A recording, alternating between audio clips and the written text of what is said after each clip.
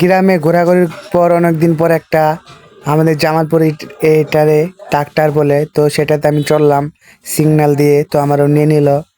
তো আমি এটাতে উঠে চলে গেলাম আমাদের পাশে থেকে একটু দূরে মাটি নিয়ে।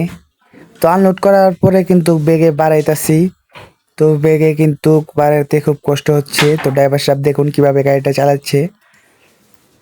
তো বাইরে থেকে বের হয়ে আমরা আবার চলে যাচ্ছি লোড নেওয়ার উদ্দেশ্যে পয়েন্টের দিকে। তো যাবার সময় অনেক একটা কঠিন পরিমাণ চিপা জায়গা ছিল। তো দেখুন, ডান পাশেও ঘর বাম পাশেও ঘর, এখানে কিন্তু সেম সেম লাগলে কিন্তু জরিমানা দেওয়া লাগবে। তো তারপর চলে আসি চিপা রাস্তা দিয়ে ঘুরতে ঘুরতে কিন্তু চলে আসি মেন রোডে।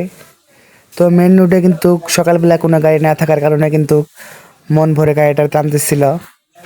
তো আমার এই গাড়িতে ওঠার পর কিন্তু আমার সব কিছু ব্যথা হয়ে গেছে, কারণ গাড়িতে প্রচুর পরিমাণ ঝাঁকি লাগে। তো গাড়ি নিয়ে চলে আসি লোড পয়েন্টে। তো লোড পয়েন্টে এসে দেখি পুরাটাই ফাঁকা। তো এখানে প্রচুর পরিমাণ মাটি আছে, প্রচুর পরিমাণ বালি। তো লোড পরিমাণে একটা গাড়ি না থাকার কারণে কিন্তু সবার প্রথম আমাদেরকে লোড দেবে। তো আমাদের কাছে ভালো লাগলো পয়েন্টে গাড়ি না থাকার কারণে তাড়াতাড়ি গাড়িটা লোড হয়ে যাবে।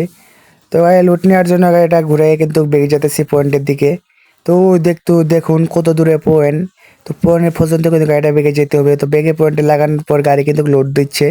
তো ইতিমধ্যে লোড দেওয়াও শেষ হয়ে গেছে, তো অল্প কিছু লাগে মাটি। তো গাড়িটা লোড হওয়ার পর কিন্তু সামনে নিয়ে চলে আসলাম আমরা।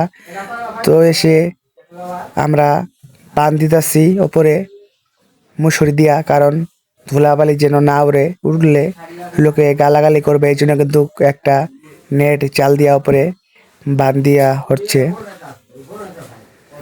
তো দেখুন, পান দেওয়া শেষে আমরা আমরা চলে যাই মাল আনলোড করার পয়েন্টে আমাদের গাড়ি নিয়ে।